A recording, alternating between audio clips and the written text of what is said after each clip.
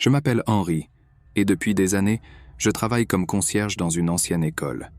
Entre les balais et les produits d'entretien, j'ai vu beaucoup de choses étranges se produire dans les couloirs vides après les heures de classe. Mais rien ne pouvait me préparer à la nuit du 7 novembre 1998, lorsqu'une urgence me conduisit à affronter la terreur à l'état pur. C'était une nuit ordinaire, ou du moins, je pensais que ce serait le cas. Alors que les enseignants assistaient à une réunion en soirée, j'ai été appelé pour résoudre un problème urgent au sous-sol de l'école. Je ne savais pas que cette urgence serait le début d'une expérience sinistre qui hanterait mes cauchemars pour le reste de ma vie. En entrant dans l'ancien bâtiment, j'ai senti un frisson couler le long de ma colonne vertébrale. Les lumières semblaient plus tamisées que d'habitude, et l'air était chargé d'une tension inexplicable. Ignorant mon intuition, je me suis dirigé vers le sous-sol, où l'urgence avait été signalée. En descendant les escaliers grinçants, je me suis rendu compte que les bruits habituels de l'école, les murmures lointains des professeurs et le bourdonnement des lumières avaient disparu. Au lieu de cela, j'ai été accueilli par un silence oppressant, interrompu seulement par l'écho de mes propres pas. Dès que j'ai atteint le sous-sol, je suis tombé sur une scène qui m'a fait remettre en question ma propre santé mentale. Les lumières clignotaient frénétiquement, projetant des ombres dansantes sur les murs de pierre humide. L'air était imprégné d'une odeur de moisi et d'autre chose, quelque chose que je ne pouvais pas identifier. C'est là que les bruits ont commencé. Au début, c'était juste des chuchotements indistincts, à peine perceptibles. Mais ils se sont rapidement intensifiés, se transformant en murmures troublants qui semblaient résonner dans les ombres autour de moi. J'ai senti mon cœur battre en fouillant le sous-sol, essayant de trouver la source des bruits. C'est alors que je suis tombé sur une porte qui semblait avoir été verrouillée pendant des décennies. Le métal rouillé grinça alors que je le repoussais, révélant une obscurité qui engloutissait tout ce qui l'entourait. Sans hésitation, j'allumai ma lampe de poche et entrai dans la pièce sombre. Ce que j'ai vu à l'intérieur m'a fait remettre en question la réalité. Les murs étaient couverts de symboles étranges et de dessins grotesques, tous rayés de ceux qui semblaient être du sang séché. Au centre de la pièce se trouvait une silhouette encapuchonnée, agenouillée devant un autel de fortune. Mon instinct m'a dit de partir de là, mais quelque chose m'a poussé à rester. Alors qu'elle regardait la silhouette cagoulée, elle leva lentement la tête, révélant des yeux vides qui semblaient refléter les ténèbres de l'enfer lui-même. C'est alors que les portes ont commencé à se fermer d'elles-mêmes, l'une après l'autre, me piégeant dans cet endroit maudit. L'air est devenu dense, presque palpable, et j'ai eu du mal à respirer alors que la peur m'enveloppait comme un linceul. Je ne sais pas combien de temps j'ai passé dans ce sous-sol infernal, entouré de forces que je ne pouvais pas comprendre. Mais finalement, les portes se sont rouvertes, me libérant du monde extérieur. Parfois, quand la nuit tombe et que les ombres s'étendent comme des doigts glacés, je me souviens de cette fichue nuit à l'école. Les murmures inquiétants résonnent encore dans mes oreilles, comme un rappel constant que le mal peut se manifester dans les endroits les plus inattendus. Depuis cette nuit, j'ai évité le bâtiment de l'école à tout prix. Mais peu importe à quel point j'essaie de me convaincre que tout n'est rien de plus qu'une hallucination causée par le stress, il y a une partie de moi qui connaît la vérité. Il y a quelque chose de sombre et de maléfique qui se cache dans les couloirs vides, attendant sa prochaine victime. Je me demande si les enseignants qui y restent jusque tard dans la nuit peuvent sentir la présence néfaste qui habite cet endroit. Entendent-ils les mêmes murmures troublants qui me tourmentent encore aujourd'hui ? Ou sont-ils aveugles à la terreur qui se cache dans l'ombre, ignorant les signes d'un danger imminent ? Parfois, quand je ferme les yeux, je peux voir la silhouette encapuchonnée devant l'autel, ses yeux vides fixés sur moi, comme s'il me défiait de percer les secrets de l'au-delà. Et même si je veux oublier, je sais que je ne pourrai jamais échapper complètement à cette nuit de terreur. Donc, si jamais vous passez devant l'ancienne école, soyez prudents. Prêtez attention aux chuchotements qui dansent dans le vent et aux bruits inexplicables qui résonnent dans les couloirs déserts. Car, qui sait, peut-être deviendrez-vous aussi victime du mal qui se cache dans les profondeurs de cet endroit sombre. Et, comme moi, vous serez condamné à porter le poids de la terreur pour le reste de vos jours. Ce que nous avons vu de l'autre côté nous a stupéfaits. Ce n'était pas une salle commune, mais une sorte de sanctuaire abandonné. Des bougies éteintes éparpillées sur le sol, d'étranges symboles dessinés sur les murs et le sol. Au centre se trouvait une sinistre statue d'une silhouette cagoulée, les yeux vides nous fixant. Sarah poussa un cri étouffé. Soudain, Les bougies s'allumèrent d'elles-mêmes une à une, remplissant la pièce d'une lumière sombre. Notre peur s'est transformée en terreur pure lorsque nous avons entendu un murmure bas et indistinct résonner autour de nous. Nous nous sommes précipités vers la sortie, mais la porte rouge ne s'ouvrait pas. Désespérés, nous avons essayé de forcer la porte en nous criant dessus paniqués. Les bougies vacillantes et le murmure montant emplissaient nos oreilles. Finalement, avec un grand fracas, la porte céda.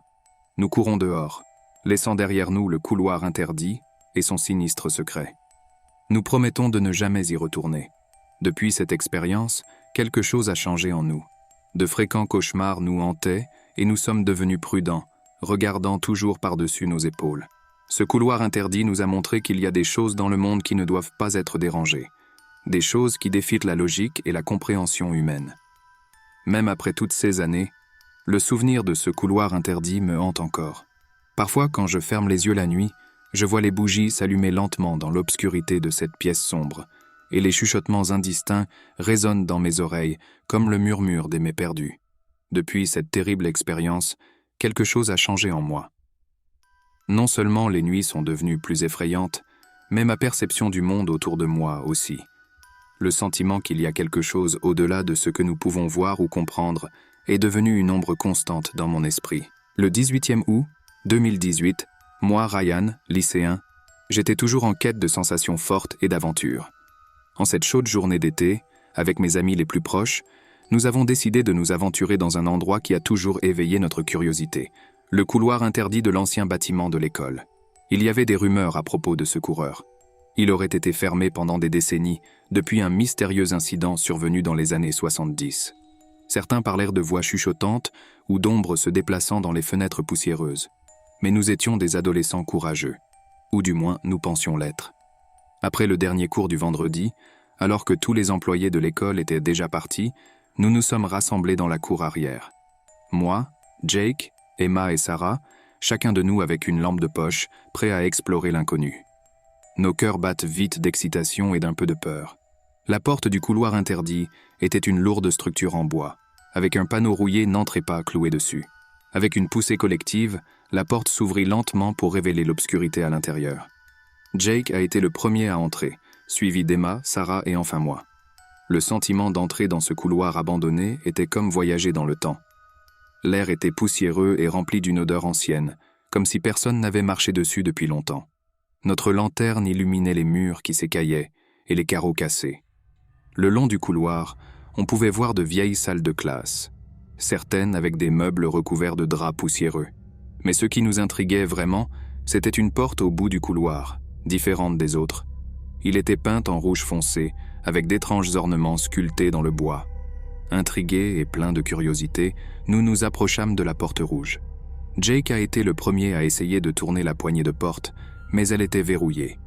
Nous avons décidé de casser la serrure, et après quelques minutes d'effort, la porte s'est ouverte. Jake, Emma et Sarah ont également été touchés. Notre groupe d'amis autrefois inséparable a commencé à se désagréger lentement. Les rires et les plaisanteries ont cédé la place à des regards nerveux et à un silence inconfortable chaque fois que nous avons abordé le sujet de ce jour fatidique. Ce qui me hante le plus, c'est ce qui s'est passé après notre évasion de ce couloir. Des recherches interminables sur Internet ont révélé de vieilles histoires sur le bâtiment de l'école et son sombre passé. Nous avons découvert des rapports de disparitions mystérieuses et d'observations inexpliquées qui se sont produites dans cette partie abandonnée de l'école. Certains ont dit que le couloir cachait une présence ancienne et maléfique, alimentée par les peurs et les secrets de ceux qui s'y aventuraient. D'autres ont parlé d'un culte obscur qui opérait à l'école il y a des décennies, exécutant des rituels interdits dans ce sanctuaire oublié. Quoi qu'il en soit, cette expérience a changé notre perspective sur l'inconnu. Maintenant, chaque ombre dans les coins sombres est une menace potentielle. Chaque bruit inexplicable me fait peur. Je ne sais pas si je pourrai un jour me débarrasser complètement du poids de ce couloir interdit. Parfois, je me demande si nous avons réveillé quelque chose qui aurait dû rester en sommeil, ou si nous venons d'être victimes de notre propre curiosité insensée. La terreur ne réside pas seulement dans l'obscurité de la nuit. Elle s'infiltre dans nos pensées, transformant ce qui était autrefois familier en quelque chose d'étrange et de menaçant. Je peux encore entendre les chuchotements, résonnant comme un sombre rappel qu'il y a des mystères qui ne devraient jamais être élucidés. Depuis ce jour, j'évite les lieux abandonnés et les histoires d'horreur.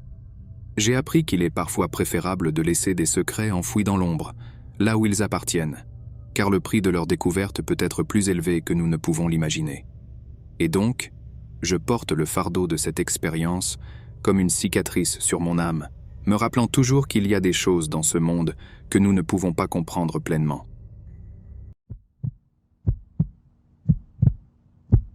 C'était il y a 13 ans, mais le souvenir reste vif comme si c'était hier.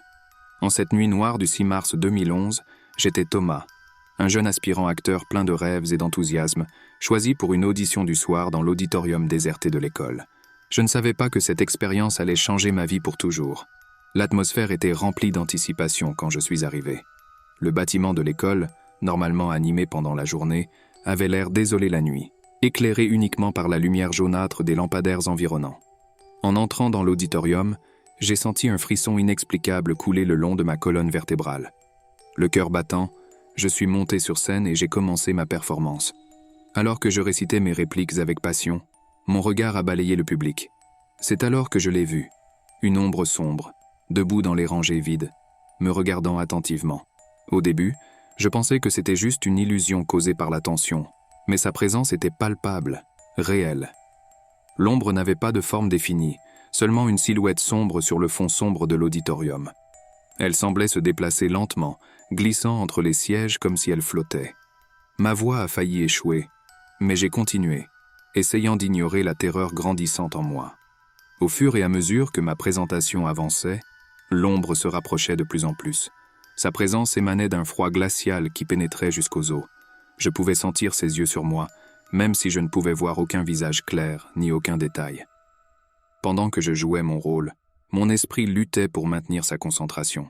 Je me demandais si quelqu'un d'autre pouvait voir cette silhouette effrayante, mais tout le monde semblait absorbé par ses propres activités en coulisses. J'étais seul avec cette sinistre présence. Quand j'ai finalement terminé ma scène, l'ombre a disparu aussi vite qu'elle était apparue. Le soulagement que j'ai ressenti a été instantanément remplacé par la peur de l'inconnu. C'était quoi ça? Un esprit? Une illusion? Je n'avais pas de réponse. Après l'audition, j'ai essayé de partager mon expérience avec des collègues, mais personne n'avait rien remarqué d'extraordinaire. Tout le monde me regardait avec des expressions perplexes ou sceptiques. J'ai moi-même commencé à douter d'avoir vraiment vu ce que j'ai vu. Cette nuit a hanté mes rêves pendant des semaines. J'ai cherché dans le passé de l'école, à la recherche de récits étranges ou tragiques, mais je n'ai rien trouvé pour expliquer l'apparition dont j'ai été témoin. Depuis, ma vie a pris un tournant différent. La passion du théâtre est toujours en moi, mais maintenant je porte une ombre de peur qui m'accompagne. Chaque fois que j'entre sur une scène, je regarde autour de moi, à moitié dans l'attente, à moitié craignant de retrouver cette silhouette sombre qui me regarde à nouveau. Cette expérience a façonné qui je suis aujourd'hui. Cela m'a rendu plus prudent, plus sceptique vis-à-vis du surnaturel. Mais cela a aussi suscité une intense curiosité pour l'inconnu, pour les mystères qui imprègnent notre existence. Parfois, je me demande si cette ombre était réelle ou simplement le fruit de mon imagination. Vous ne connaîtrez peut-être jamais la réponse, mais une chose est sûre, ce moment, cette nuit de mars, restera avec moi pour toujours, comme une pièce inexplicable du puzzle de ma vie.